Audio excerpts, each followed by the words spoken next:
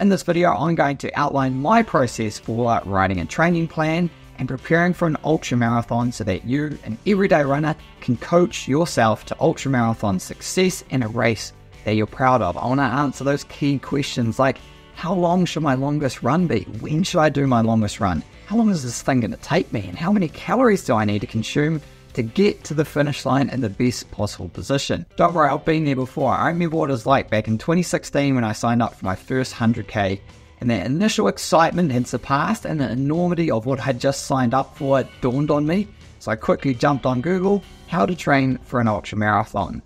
And what I found was really kind of confusing and contradictory, and what I could not find was a comprehensive guide to ultramarathon running that used evidence-based practices based off of data and science. There were so many questions that I just couldn't find the answers to. And since my first 100k in 2016, I've completed an ultramarathon or two every single year, and I've learned a great deal about the unique challenges that ultramarathon running has, from the track to the trail to the road. And as my experience and my data collection has grown, my process and preparation has developed into a formula that I can use reproducibly on myself and athletes that I work with. And my formula boils down into what I call the 4 L's of ultra running: legs, lungs, luggage, and the long run. Each L has a scientific premise that it represents, and when you piece them all together, you get an A to Z ultramarathon system that covers all your bases from training to race day. The first L is legs. And there's a reason I'll put legs before lungs, because it's my belief that regardless of your level of fitness, you must have the muscular conditioning to carry yourself from start to finish. There is no point being a 2:30 marathon runner who can't even run over 3 hours without completely falling apart. And that's not to say that fitness isn't important, as I'll get into in the lungs section. It's just that the first layer of your training plan is going to be dedicated to building muscular endurance, resilience, and conditioning so that you can utilize the fitness you have. I'm going to break this layer 1 down into 3 components: LSD, or long slow distance runs, hills and elevation, and trail running. Long slow distance runs, or LSD runs, are pivotal in any ultramarathon training plan. Kind of goes without saying, you can't do an ultramarathon if you're not doing long runs. Trust me, I tried this once and it did not go well. But these long slow distance runs are the regular long runs that you have within your training plan. These are not to be confused with the ultra long run. It is something different and a very special component of ultramarathon training, and why I saved it as the 4th L of my 4-layer system, because it's when all these components that we're talking about come together to optimize your race day success. Scientifically, when we're thinking about long slow distance runs and our legs, it is the constant, consistent, repetitive loading that stimulates adaptation in our musculoskeletal structures, reinforcing tendons and ligaments, and helps enhance bone density through mechanotransduction, a process where mechanical stress is translated into a biological response, fortifying the skeletal system and muscle fibers to the high impact demands of ultra running. But what is slow and what is long for these long slow distance runs? Well, I'm going to consider the top of zone 2 as our absolute maximum intensity when we're using heart rate as our primary metric. We can use power as a supporting metric to ensure that we're not overdoing it on the hills, and I recommend ignoring pace altogether during your run and only using it in retroactive analysis when we're using our planning and pacing, which I'll cover off in the final layer of this system. So that's slow. What about long? Long, for most of you, is going to be 2 to 4 hours. On average, remember, this is not the ultra long run, this is our regular long run. 2 to 4 hours is going to be the perfect relationship between eliciting enough stress for adaptation as well as allowing for enough recovery. When you run over 4 hours, you're typically having to reduce your pace compared to something like a 2 or 3 hour run, which reduces the energetic output and the stimulus of that training session, but then still impacts the recovery process and the subsequent training you have in the following week. That's why I see 2 to 4 hours being the best point on average for your regular long runs. Then adjacent to the long run is going to be hills or elevation. The long run itself can have hills and elevation in it, but that's going to be dependent on how specific that is to the ultra that you're training for. We can then isolate hills or elevation running into specific sessions, which I'll touch on now. Whether you're running 24 hours around an athletics track or 50 Ks in the mountains, Elevation is going to be a crucial component in your ultramarathon preparation. The ascent phase is characterized by concentric muscle contractions, which is a shortening of the muscle and requires large force generation from the quadriceps, hamstrings, and calf muscles, helping to enhance our overall strength and power. The descent phase introduces high load eccentric muscle contractions where the muscle lengthens under tension. Very important for ultramarathon muscle resilience. Eccentric muscle contractions are notable for the greater amounts of force generation when compared to concentric muscle contractions, a phenomenon that can be attributed to the more efficient recruitment of motor neurons and the mechanical properties of muscle fiber types during lengthening. This capacity for increased force generation during eccentric muscle contractions makes them invaluable for preparing our muscular resilience for ultramarathon running. When we're able to run downhill at intensity, we can enhance the rate of microtrauma that we're doing to the muscle because of the force we're putting through each myofilament. This increased force production and microtrauma will happen deeper in the muscle, helping us develop a more holistically resilient muscle, which is going to be applicable on flat and hilly ultramarathons. The third component of layer 1 of your ultramarathon training is trail running.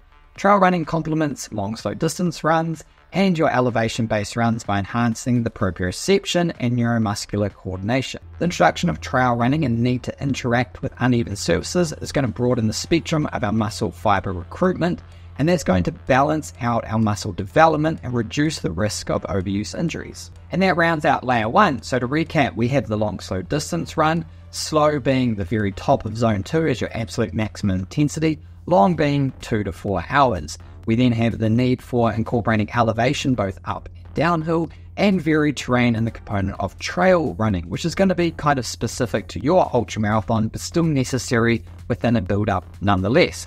Now we can start to put in individual workouts within our training week.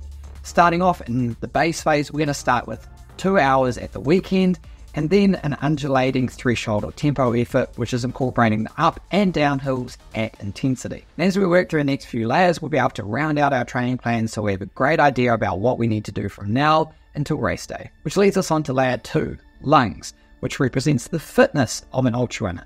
Notice how this is still only layer 2, because you could be the fittest, most conditioned athlete in the world, but if you're not accounting for luggage, as in what you take on your body and in your head, or planning and pacing, which you can get from your ultra long run, there's no way you're going to be able to guarantee your success on race day. Central to the lungs layer is going to be mitochondrial biogenesis. Mitochondria being the powerhouse of the cell, which generates ATP, energy currency of the cell, which we need to spend to generate muscular contractions. Obviously, over the course of an ultramarathon, there are a lot of muscular contractions. The more mitochondria we can pack into our muscles, the higher our aerobic capacity and the higher our capacity to burn fat, or fat max as is often referred to. Luckily, focusing on the 3 components of layer 1 that I just covered is going to be pretty sorted for maximizing your aerobic capacity. However, there is one key difference to my programming compared to many other ultramarathon training systems out there, and that's because it seems kind of counterintuitive, but scientifically makes so much sense. And that is high intensity interval training concentrated on enhancing your VO2 max. VO2 max represents the maximal amount of oxygen we can utilize to generate ATP. By definition, your maximal aerobic capacity. Now, ultramarathons are going to be completed around 50 to 65% of your VO2 max. So it makes a lot of sense to spend a lot of time getting really efficient at utilizing oxygen and fat within those intensity bands. If we're able to enhance our VO2 max, we're able to enhance our energetic output at all intensities. So what was 65%, say 400 watts or a 730 minute mile, is now going to be a 720 mile or 420 watts. In order to enhance our VO2 max, we need to operate at a VO2 max intensity. VO2 max, remember, meaning our maximal capacity to utilize oxygen. And this is not done in zone 1 or zone 2 or even zone 3. It's going to be at around a 5k pace or power output, so an intensity of zone 5 or more. This, yes, is slightly confusing because it is very well understood that there is a high anaerobic component to these intensities as well. You're not going to run 5k pace for a marathon. That is because there's heat generation and there's other components of muscle fatigue that center around lactate production and the acidity associated with lactate production. But because the level of muscle engagement and intensity is so high, the aerobic component is greater than when you're running zone 2 or a zone 3 tempo marathon effort. So despite the fact that there is a large component of anaerobic metabolism occurring at the zone 5 or 5k intensity, there is still a maximal aerobic component that is greater than lower zones or intensities. So what does this look like? High intensity interval sessions like VO2 max specific are your standard FARDC run where you're doing around 1 to 3 minutes of 5k pace or faster with a 1-to-1 work to rest ratio. So that would be like 10 times 1 minute on, 1 minute off, or 5 by 3 minutes with 3 minutes recovery. And it's important to really push the intensity of those work intervals and really chill on the rest intervals, because it's the work intervals where we're getting a maximal aerobic stimulus within the overall intensity that is necessary to force that adaptation for mitochondrial biogenesis at a deeper muscle level. Now with just the first 2 layers, we can start to build a very robust ultramarathon training plan. From the legs section, we have long slow distance running. We have the need for elevation and the incorporation of uneven surfaces with trail running. Then within the lungs section, we have the integration of VO2 max workouts. So from that, we can build this skeleton training week. Now I'm going to put together some weeks that are based off of the 4 phases I believe are going to be most important to you. And if we look at these, we're looking at the base phase, which is going to be beyond 3 months out. The 3rd month is what I'd call the build phase, which is getting you ready for the preparation phase, which is the 2nd month away from your race. And in that final month, we're talking about the race phase or the taper phase. And that is where you'd have your longest run. Moving on to layer 3 of my system, luggage. Thanks for sticking with me. It's inevitable that as you move through your training, you get close to the race and you're reflecting on all the hard work you've been putting in. You're thinking, how do I make sure I don't fuck this up? And that's where luggage comes into it. When I say luggage, I mean what you carry on your body and what you carry in your body, or more specifically, your head. So that's our nutrition and equipment, which we're going to carry on our body, and then the mental skills, which we're going to carry in our head. Nutrition, it's a whole topic in itself, and I really don't want to get too down in the weeds here, but let's just go over some of the fundamentals of metabolism that we understand so that we can draw out some conclusions based off of some minimum and maximum requirements. So minimum, we're looking at 60 grams per hour of carbohydrates. Yes, you can try to complete an ultramarathon without any carbohydrates whatsoever, but it's not going to allow for a maximal metabolic environment. See, carbohydrates can still be used to generate oxaloacetate, which is used to regenerate carbohydrates and burn fat within the TCA cycle. So there is a necessity for carbohydrates just to burn fat in itself. Then as we fatigue, the increased muscle recruitment profile means that we're going to be recruiting some less efficient muscle fibers that, while still aerobic in nature, are going to be more reliant on carbohydrate. By supplementing with carbohydrate during our race means we can avoid all the negative effects of low carbohydrate availability. So 60 grams an hour is going to be the minimum requirement of carbohydrate during an ultramarathon. What's going to be the maximum? This is really hard to tell because of the breadth of intensities people are going to be completing ultramarathons. Even if we look at something like a marathon, the majority is going to be 3 to 4 hours. With the science that have been published on those intensities, we can kind of understand that 120 grams an hour is going to be the absolute maximum for most people in carbohydrate absorption. When we're looking at an ultramarathon, you could be walking for a really large portion of your race, which means you could digest not only more carbohydrates, but fats and proteins as well. And that's why it's so hard to make blanket recommendations for ultramarathon nutrition, because we have no idea what intensity you're going to be running or walking at and for what duration. What I do know is you must train with whatever nutritional system you're going to go with on race day. You need to figure out what foods you can digest at what durations and points in time and what conditions, and what alternatives you can have for yourself so that you are always able to ingest some calories each hour of the race. Based off of the findings of a research paper that looked at the energetic profiles of elite runners that competed in a 24-hour race, it showed that the energetic output was around 500 to 650 kilocalories per hour. So that's calories per hour. So that would equate to around, say, 80 grams of carbohydrates and 5 to 10 grams of protein and fat. Proteins and fats aren't going to be absolutely necessary if your ultramarathon is taking, say, less than 15 hours. When we start to look at these day-long expeditions that are taking 20, 30 hours plus, then the integration of fats and proteins into your nutritional strategy is definitely going to help one with satiation and also just general energy availability. A tip I have to help reduce the risk of having something go wrong with your stomach during your ultramarathon, which is alongside testing everything in race day, is to consume your food or your gels or your drinks in small doses regularly. Almost all modern GPS devices are going to have an option to set a nutrition alert, which you should set for every 15 to 20 minutes so that you can reduce the load on your gut and allow yourself to digest some of this food. You should also put alternative food options and backup nutritional products in your drop bags where available, just in case you drop something or some of your planned nutrition strategy becomes intolerable on race day. Speaking of drop bags, we have our equipment. Our equipment's going to be the only external aid we're allowed to help us complete the race.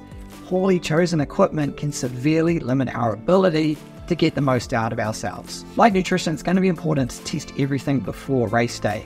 So you need to pull out that expensive seam-sealed jacket that you bought as part of your compulsory gear and has been sitting in your bag for the last 6 long runs to make sure that it's actually going to fit you and it's not going to cause excessive chafing if it did rain or you got cold in an overnight section. Other than that, make sure you have options available in your drop bag even if you think you're not going to need them, because who knows, your shoes could split or your shorts could start chafing you where they never had before. So having a little pot of Vaseline is also a pro tip. Mental skills. This has to be one of the most overlooked principles of ultramarathon preparation that I see. Everyone throws out the same control the controllables. But what does that mean for you, and what is your plan for the race to ensure that you stay focused on the task at hand and don't let your mind drift to thinking about things like beating a particular person, getting a particular finishing time, or a particular finishing place. To prevent external factors like a particular finishing time or pace affecting your performance, we need to focus on some mental strategies that we can employ during our training and our racing to ensure that we can stay focused on what is most important to us. For me, I like to implement what's called a systems check, which is a list of items that I tick off to ensure I'm always doing what is most important to me and my personal performance. During my ultramarathon, I'll run through my systems checklist every few minutes in my head. Heart rate, am I in my desired zone? Pace or power, am I running too hard for a given heart rate? Time or distance, how far or long is it to the next aid station or critical part of the track? Drink, am I thirsty? Eat, what am I going to eat next and when do I need to eat it? What's my process goal? Define my limits and race to my ability. Am I doing that, or am I concentrating on someone or something else? Continuously going through this checklist allows me to stay focused on what is most important to me completing a race to my abilities. Alongside my systems checklist, I have a few mantras that I can use for different situations in the race. I'll write these on my arm, I might place them in a drop bag, or I might just hold them in my head. Some examples would be like breathe, rhythm, relax. Never rush, always relax. A very important one for early on in the race.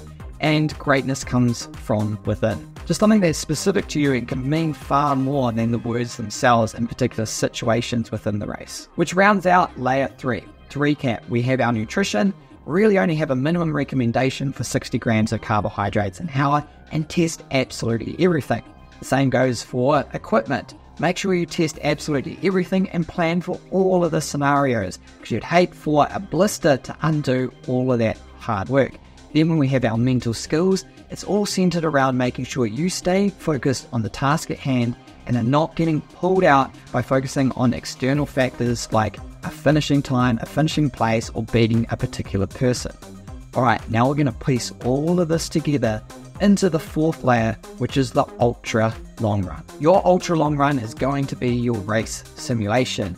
is where you're able to bring together the first 3 layers of legs, lungs, and luggage to ensure you're maximally prepared for what the race is going to throw at you. We can also draw out some really valuable information from these ultra long runs to figure out what your average pace is at a given heart rate over a given duration, so that we can try and determine how long an event may take you and how long it may take you between aid stations, which is really valuable information when you're planning nutrition and hydration and trying to organize support crews.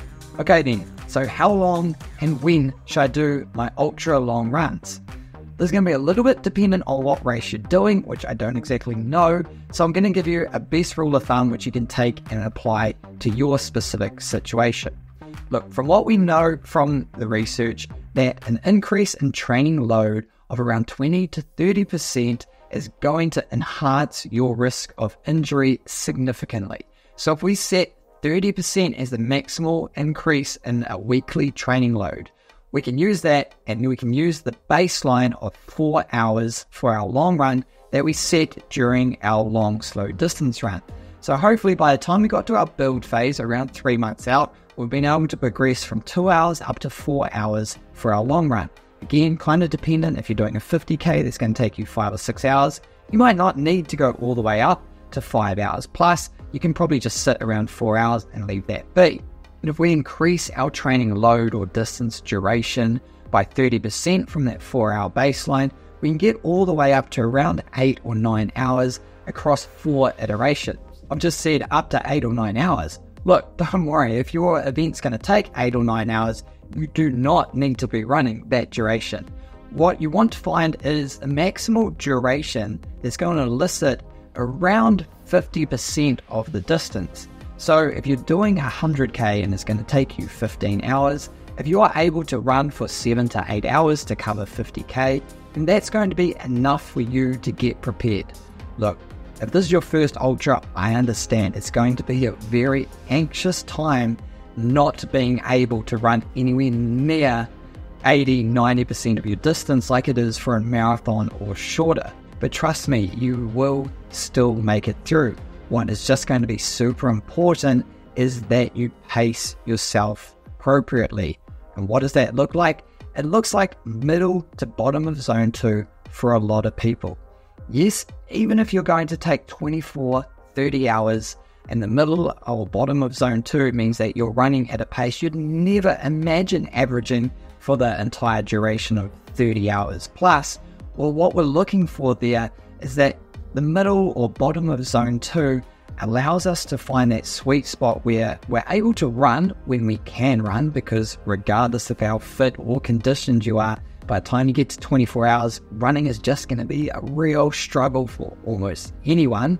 So we want to find a point where we can maximize our capacity to run when we can, obviously early on, but we don't want to sacrifice ourselves early, smash out heaps of kilometers or miles, and then get to hour 15 and be completely broken. And that's why I see an upper limit of around 80% for if you're going to take over 15 hours, and around 85% if you're someone who's expecting to run the entire duration of your ultra. Like I said, you're going to do around 4 of these, starting around 9-10 weeks out and finishing around 4-3 weeks out, depending on how that works with your scheduling and your race duration.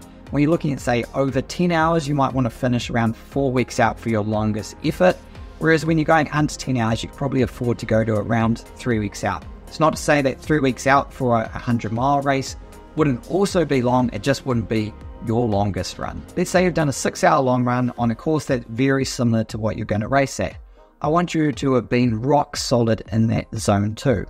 If you have been, then we can look at that data retroactively and see, hey, what was your average pace? Then we can use this average pace to figure out how long it may take us between aid stations. Then we can plan for how much water and food we're going to need to take, and plan for our support crew to be there if we need them, and how long this event may take us. We don't want hard and fast rules, we want a range. Optimally, it may be around here. Suboptimally, 20% slowing, and maybe around here. Look, there's no way that you're going to be able to run the same pace on average from kilometer 1 to kilometer 100. You need to factor in a slowing.